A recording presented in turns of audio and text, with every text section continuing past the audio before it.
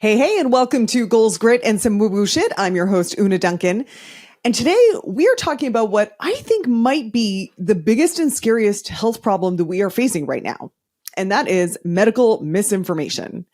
I mean, at first it's just sensational clickbait shared on social media. And then it becomes the foundation for multi-million-dollar supplement companies. And then as those companies get more powerful, it becomes part of government policy. Well, wait a second. Was that a conspiracy theory? Am I now a medical conspiracist? Or am I just an educated skeptic? To help us clear all of this up is my awesome guest today, Dr. Andrea Love. Andrea is an immunologist and a microbiologist with over a decade of expertise spanning infectious disease, cancer immunology, and autoimmunity. As the founder of Immunologic, she combats scientific misinformation through education and public outreach. She is a columnist for The Skeptical Inquirer and winner of the American Medical Writers Association's McGovern Award. And dudes, that biography I just said was severely edited. This is a very impressive woman, and she had so much information to share that I've broken this interview into 2 episodes.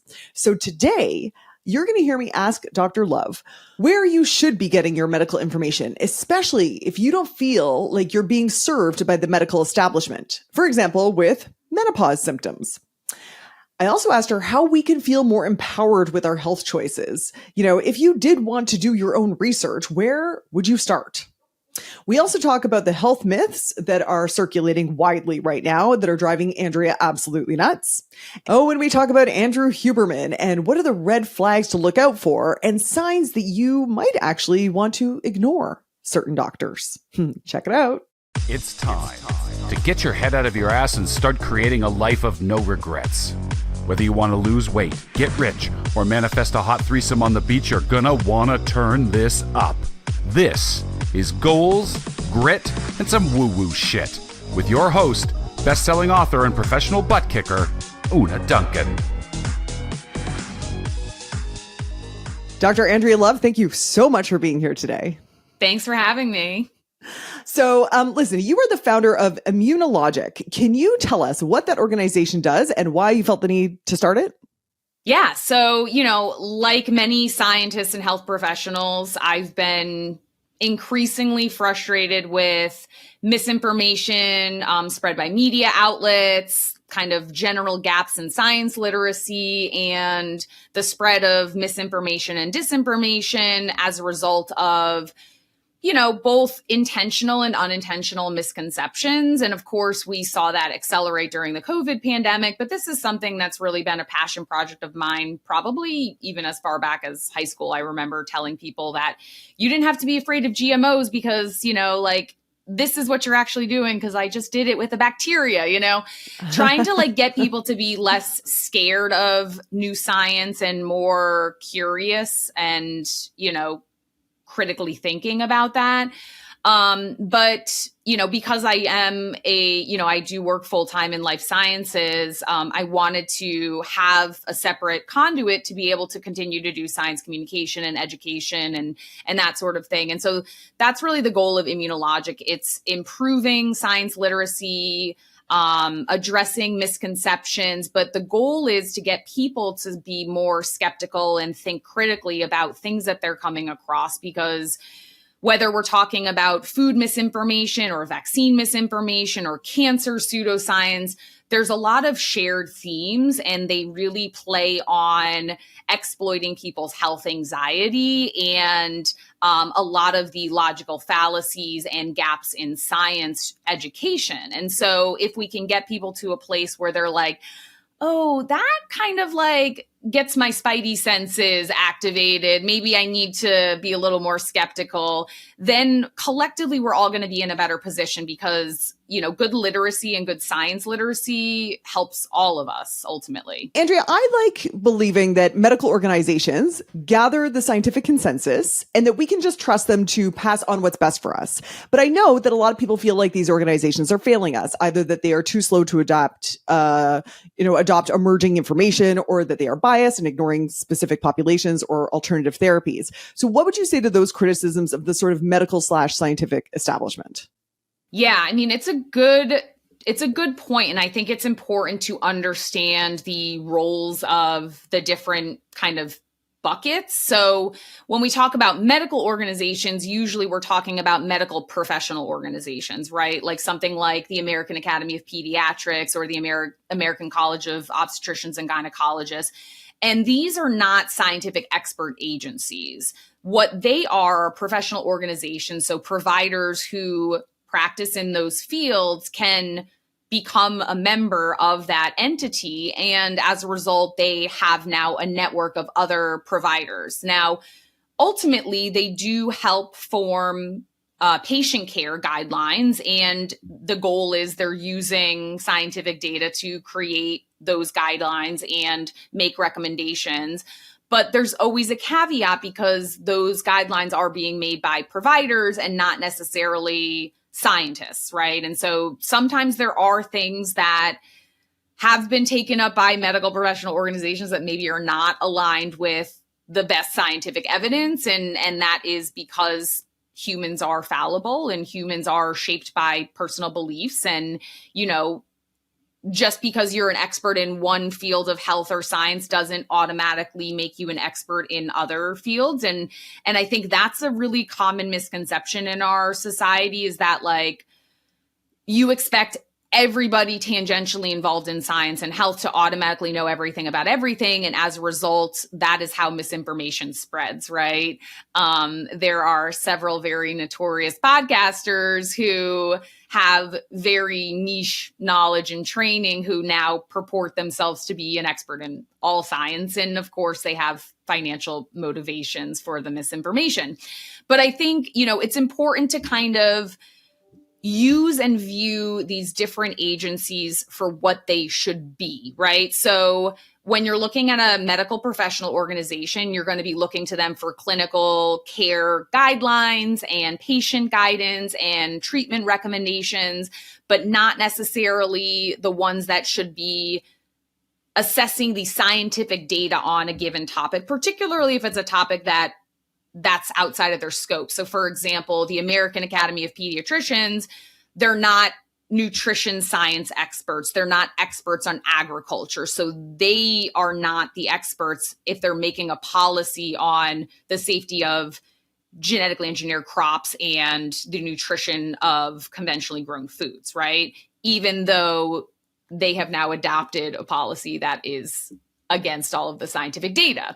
And so there's that. But then you have your safety or your scientific agencies, and these are the ones that are staffed with scientists that are doing active research or evaluating safety or establishing regulatory guidance. And so you've got domestic ones, right? You've got ones that are run by the federal government. You have ones in other countries. You have cohorts that are collectives that are umbrellas across many countries. And so these are, again, you need to look to them within their scope. So, when we're looking at something like chemical safety, you have the European Chemicals Agency, you have the EPA and the USDA and the FDA. And so each of those, they all have their different subspecialties. So just as is true with a healthcare provider or an individual scientist, these different agencies all have their expertise. And so, they're all doing really good data, right? But we also have to remember that their flexibility or their bandwidth is also dictated by their government. And so if the government that is in power at that moment cuts budgets and now you have fewer staff members and you have fewer resources, it often paints them as dropping the ball, when in reality it's because they haven't been given the tools to do their job adequately, or they've had power or autonomy taken away from them. So there isn't a simple answer, right? And so that's typically why when I'm talking about how do you know what information to trust, you usually want to look to at least 2 to 3 additional resources and see, are all of these scientific agencies saying similar things? Or is this one saying something that is in opposition to what everyone else is saying? Because you can't ignore the fact that there are outside influences, because while scientific data, should be impartial, how it's interpreted, how it's communicated, and how it's used or not used to make policies and regulations and laws is very much not impartial. So let me make sure I'm getting this right. So people are right to be skeptical of medical organizations as a singular point of truth. Maybe what you're saying is to cross-reference what, the American Cancer Society or whatever is saying versus the WHO versus, I don't know. Yeah, I think again, if we're talking about like a scientific organization versus a medical professional organization, they have different roles. And if you're talking about a science organization, I do think that it still benefits people to look to at least, another scientific organization that operates in that scope, because, we want to look for consensus, right? We don't want to just trust a singular entity outright because, I wish that we could, right? But there is a lot of other outside factors that can skew interpretation or implementation or things like that. But you also want to look to other sources that are legitimate, like they have relevant expertise, right? So if you're looking and you're talking about the safety of, food ingredients, you're not going to go look to a completely irrelevant organization that has no expertise in toxicology and food microbiology and so on. So let me give you a specific example that's really relevant to my audience. So I hear this a lot about women's health and menopause. The women have been ignored, gaslit about their symptoms. We can't trust doctors because medical schools aren't educating enough about menopause, which is leaving this massive hole that people are filling with influencers and supplements. So if you're part of the general population and you don't feel like traditional or evidence-based medicine is really serving you, what are you supposed to do? Yeah, I mean, this is the $1 million question. If I had the answer to that, I'd be set. But you're absolutely right? And I think we can approach it in a way that doesn't dismiss the legitimate concerns, right? I actually spoke with several journalists when that lead in tampon study came out. It was being used as a way to kind of exacerbate the frustration that women have with kind of the systemic sexism that has been in medical research. And so those claims were not true, but because there has been this, sphere of neglect and sphere of not appropriately addressing certain demographics in research and data collection, it really kind of further undermined and further exacerbated that. So, yes, there's a long history of systemic sexism and racism and misogyny and, marginalization in the legacy of medical research and biomedical research. And we still have progress to address a lot of those gaps. That being said, there have been many laws and provisions that have been passed starting in the 80s and 90s to actually narrow that gap, particularly with women, and now doing more progress with minority ethnic groups and so on.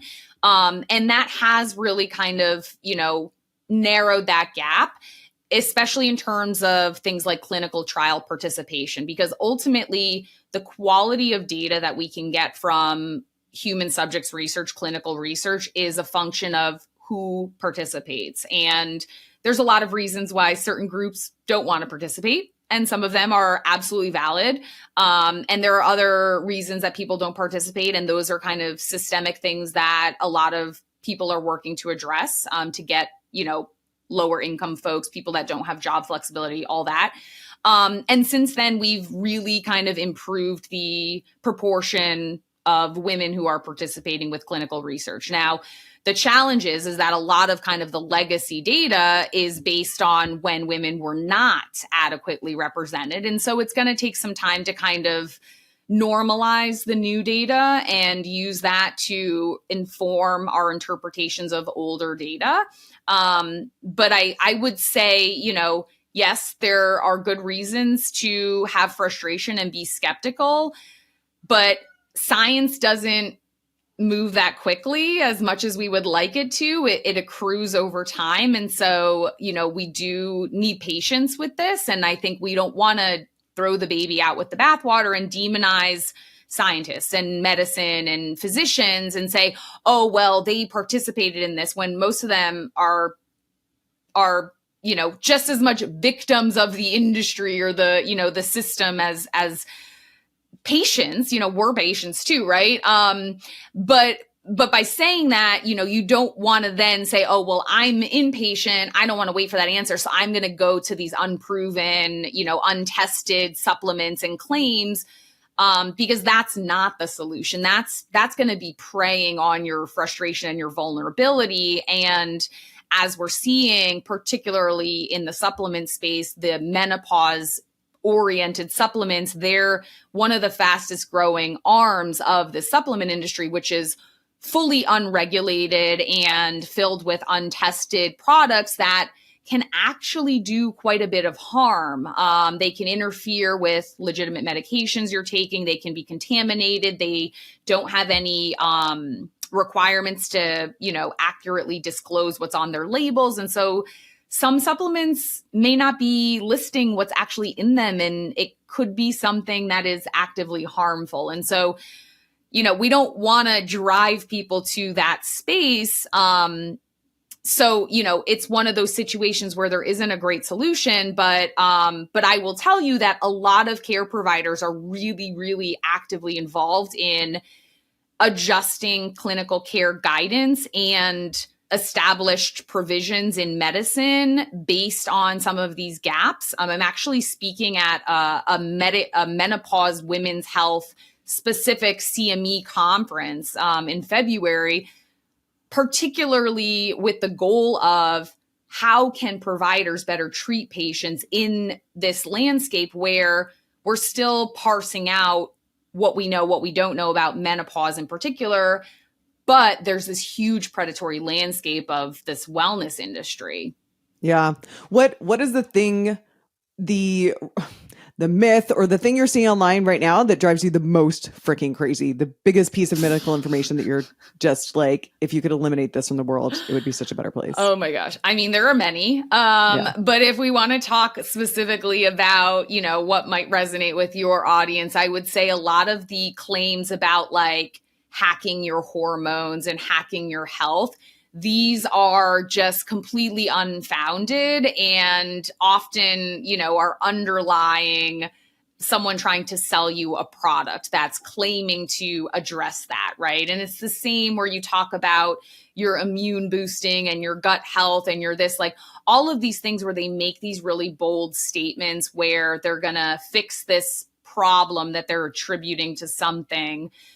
They're doing this in a multi-step process, right? They're creating a problem that probably isn't actually a problem to begin with, but then they're going to add on a list of all these really nebulous symptoms that could be caused by hundreds of different things. And then people are going to be like, oh, wow, no, I have been tired and have been feeling a little foggy in my head. Like that must be that I must have some hormone issue because of some environmental exposure to an endocrine disruptor. And then they're going to sell you a detox, or they're going to sell you a supplement, or they're going to sell you a rigid diet plan that's going to claim to fix your problem. And not only is it not going to fix your problem, but it's going to cause you to waste money, but it's going to cause you to neglect legitimate things that you could be doing to address some of these symptoms. And so, the endocrine disruption, buzzword landscape is really big right now. And the problem is that the concept of endocrine disruption or hormone disruption is a real thing, right? We have intentional endocrine disruptors like hormonal contraceptions and, testosterone therapy and hormone replacement therapies. But a lot of the things that people are attributing that are endocrine disruptors like BPA in plastics or in thermal paper, they bind thousands of fold more weakly to hormone receptors. Often these are estrogen receptors, like 10,000 to 100,000 times weaker than the actual hormone. So in order to actually disrupt hormones, they would have to outcompete your actual hormones. And so if they already bind more weakly and you're not exposed to measurable quantities of them to begin with, like the likelihood that these things that you're encountering are actually doing something is almost nothing, but it makes for really good headlines. And of course, the data that is constantly being cited is based on Petri dish studies where you're megadosing cells growing on a piece of plastic. And you're like, oh, well, yeah, at this like really, really high dose, when we're only putting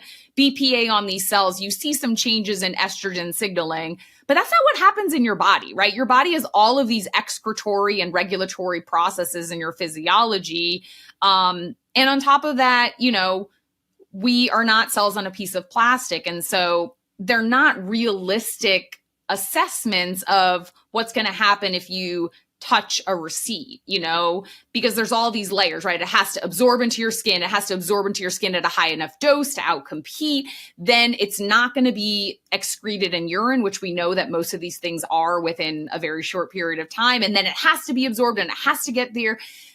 You know, there's no human evidence, but it scares people unnecessarily about things that are not actually substantively impacting your health. And if you want to talk about supporting your hormones and supporting your health as you age, there are a lot of things that have good evidence, right? Talking about a well-rounded diet, talking about strength training. That's really important for women in particular because muscle wasting is a problem when, you know, you have these hormonal changes and all of these other things that actually play a bigger role in your health. And so I think that's the stuff that I would love to eliminate because it's this risk perception gap, right? People are fixating on these things that are causing them stress and they shouldn't be fixating on them. And they're not focusing on the things that actually can play a bigger impact. For sure. 100% agree with you on that. And I want, when people hear something like that, they start to panic. They're like, okay, I want to do my due diligence on this, right? And you always hear people say, I need to do my own research. And on the one hand, that sounds smart. You know, you don't buy a house without double checking that everything on the listing is there or whatever. But on the other hand, I personally, especially now after talking to you, to know like you have to cross-reference things. Like, I don't think most people are qualified to research these things effectively. I mean, even if you look on PubMed, right? You can find a PubMed article that will back up anything. So how can the average person feel empowered in making decisions that they've done their research, especially if they're disillusioned by traditional medical care and they're getting bombarded by things like don't touch the receipts because it will explode your hormones? Yeah, it's again, these are really complicated topics. And right now in this kind of information, disinformation landscape, I wish that there was an easy solution, but I would tend to agree with you. I know that there's discourse within people that do science communication where some people encourage people to read studies on PubMed. I think that it's more harm than good. I also think that scientists, you know, don't have the ability to appropriately understand studies outside their field of expertise. And there's good reason for that. For example, you know, if I'm reading a study about cancer and some sort of purported claim that a chemical is causing cancer or activating genes that are implicated in cancer, if I read a paper that's trying to make that claim, well, the fact that I have training in cancer biology allows me to actually look at the materials and the methods used to see if it's even an appropriate way of asking that question. If someone is a neuroscientist, for example, or an epidemiologist, which is a data scientist, or I don't know, a geologist, you know, any other scientific field, well, they don't have the fundamental knowledge in that field to actually know whether that research model is even relevant to answer that question, right? If they're using cell lines that aren't even cancer cell lines to mimic a cancer environment, or if they're using, you know, genetically engineered cell lines that have a gene that would predispose them to having these changes, right? And so if you don't have the fundamental knowledge, you can't accurately even dissect a study. And so when we talk about reading studies, it's not just reading an abstract and reading the discussion. That's actually the fluff of a paper, because the abstract is kind of the sale, like that's the advertisement for the paper. And frequently abstracts are written to grab people's attention. It's a little clickbait. It's often, the thing that people skim when they're looking at what's been published recently, but usually what's being said in an abstract is not even representative of what the raw data in the paper say. So I often don't even read the abstract. I go right to the materials and methods. And if the materials and methods seem sound, then I'll look at what the actual data were in the paper. And I look at, what limitations they acknowledge, what's maybe overlooked, how the data actually look. Because if they're saying that something is statistically significant, but the data actually overlap, they just have like different spreads. Well, that doesn't mean that it's physically significant, right? Because statistics is, again, just fudging numbers. And so that's also not an indication of clinical relevance if you're talking about a health topic. And then the discussion is an opportunity for the authors to make hypotheses and posit, what does this even mean? How would this get into the discourse? And so a lot of times they make claims that the study said nothing about, but they do it to kind of set the stage for, well, if this gets published, this would be the next thing that we would probably look at, or they're planting seeds of doubt. And so unfortunately, like if you can't parse out whether you can understand the materials and methods and the raw data, it's really hard for you to read scientific literature and do your own research in that capacity. And so if you want to do your own research, I would phrase it more as doing due diligence and finding trusted sources who are appropriate experts to appraise the data. And that's why, we do need more robust communication from scientific expert agencies and medical professional organizations. And if you're someone who is skeptical of some of these, my recommendation would be to find people that seem to be, well-rounded in the topic that you're looking for, create a network of, sources and voices that are trustworthy, that seem to have similar assessments of these topics. So if you're talking about, best practices for managing hot flashes and menopause symptoms, right? There are science communicators that spread misinformation, and you want to make sure that there's no obvious red flags, right? If they're saying something and they're selling a line of supplements, that's a major conflict of interest for healthcare providers because they're directly profiting against driving you to some intervention. And so, you want to make sure that if you're not going to trust a government agency or a federal agency or a nonprofit, NGOs, non-governmental organizations are inherently, one-sided. So those would not be my automatic go-to. So, if you don't want to look at the expert agencies, then find some experts in that field that do a good job of actually walking people through the data, because that's going to tell you if they actually understand what they're talking about. The fear-mongering claims where people are just kind of repeating the same inflammatory statements, that doesn't require depth of knowledge. What you want to look for is someone that can explain a really complicated topic to a person that has no background for it. That's the true test on whether they understand it. And so if you find someone like that and they're doing an appropriate job and they're not just saying, oh, EMFs are disrupting your hormones, that's not actually walking you through the data, right? That's just making an inflammatory statement. If they can't actually explain to you why that is, and side note, it's not,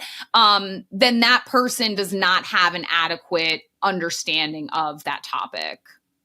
Okay, so I think at the end of this, I might ask you for a few recommended sources like that, and obviously where people can follow you. But there's two things I want to touch on there. One, when I was doing my research on your work, I was surprised to find out that just as you brought up a couple of times, it's kind of stupid, I didn't know this, not all doctors know everything. So for example, but even so specifically the area of expertise, you gave the example of if a doctor so-and-so is telling you, don't put this on your skin because it's toxic, that's not a dermatologist that has the qualifications to tell you that. That would be a toxicologist. And I was like, oh, I would believe anything a dermatologist told me about my skin. Anything. I would think skin is dermatology. So, and then you give the example of Andrew Huberman, who is a PhD and a doctor of, I don't know, whatever he's a doctor of, but he does things exactly like you describe. He will say, whatever EMF readings are messing with your hormones. And then he'll go on a rant that sounds so complex, so, medical and blah, blah, blah. And he'll cite the studies and show the notes and blah, blah, blah. I mean, how are we not to believe that? Yeah, it's exactly. I mean, that's the tactic, right? And Andrew Huberman is a really fascinating one because, I've listened to a lot of his podcasts, and as someone with, and obviously the ones in my scope of expertise, but this has been said by people who have looked at the topics that he's covered in their scope, but that red flag there is kind of excessive use of jargon to sound credible, but not actually explaining anything in a meaningful way. I remember listening to the cold and flu episode, and he literally just listed 4 random proteins in one sequentially after the other, none of which have anything to do with each other. But because he's throwing out some gene names, it sounds like, oh man, he's using science, science. Yeah. And that's a big red flag, right? If you can't explain a scientific phenomenon in a way that a 4th grader can understand, then you don't know the topic well enough to talk about it in an educational way, right? And so, but he uses the jargon, he uses his, academic appointment, he uses his PhD to get that trust, create that parasocial relationship, appeal to authority, because again, you're absolutely right. People do not realize that simply having a degree or simply working in a science-related field doesn't mean that you're an expert in all science topics. And within science and health topics, they're so complicated, they're interdisciplinary. And so it requires a lot of collaboration. And just like you said, a dermatologist is an expert in treating individual patients' skin conditions, but they are not the experts in skin product formulation, skin product safety, toxicology, absorption into the skin. That's not their wheelhouse, right? Those are scientists that are doing that work, and they're going to create the information that's then going to inform patient care, right? And so, but it's also a function of the emphasis in our society, right? Medical providers, physicians have been kind of put on this pedestal for so long, especially by news outlets, that people don't actually realize, they don't fully understand the different expertise there. And so I think science communicators or medical communicators, there's a job to play there where, we defer to, well, I'm not a patient care provider. So that is someone that, that's a topic that should be addressed by a patient care provider, right? I'm going to talk about the science behind this topic and the data and, the biological mechanisms. But when it comes to what you're going to recommend for a certain patient, that's not what I do, right? Now, there are a lot of people on social media who don't do that because it's, people like attention, people like to be this kind of single source of information. So I think if people are pretending to be an expert in too many topics, that's obviously a problem as well. And if they're saying these things that sound really convincing, but they don't have any substance to back it up, that's also going to be a red flag. And that's something that, Andrew Huberman does a lot. And often he'll be like, well, there's a study. And, so he cites them all to sound credible. But when you look at them, it's like an animal study. It's a Petri dish study. It's not actually clinical data. And so he does this, again, to give it the appearance of legitimacy, but it's deliberately misleading because he knows better, right? He has a PhD. He ran a lab, for several years. I know that his dad works at Stanford, so there might have been some nepotism in terms of how he got his position, but, he understands how to do scientific research, and he knows that he's misleading people, and it's done deliberately. And now we see all of the products that he's selling that basically are supported by these cherry picked studies. And so looking for those obvious conflicts of interest, can also be a sign that, you might want to take that information with a grain of salt, especially if, the content that they're providing is routinely in opposition to the actual experts in that field, right? If he's dissuading people from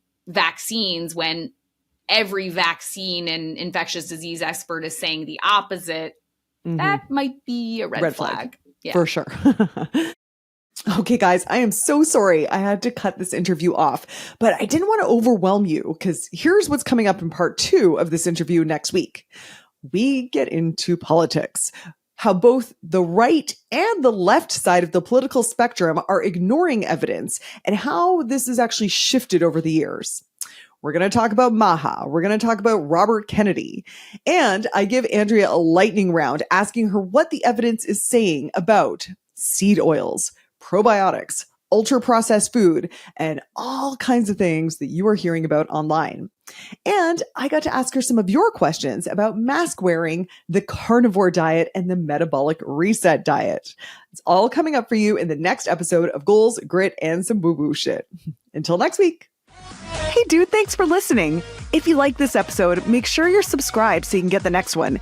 And by the way, if you rate and review this podcast, it really helps me get found by other people who need some goals, grit, and some woo-woo shit. And be sure to connect and DM me at Una Duncan on Instagram and let me know what you thought of the episode. Chat soon.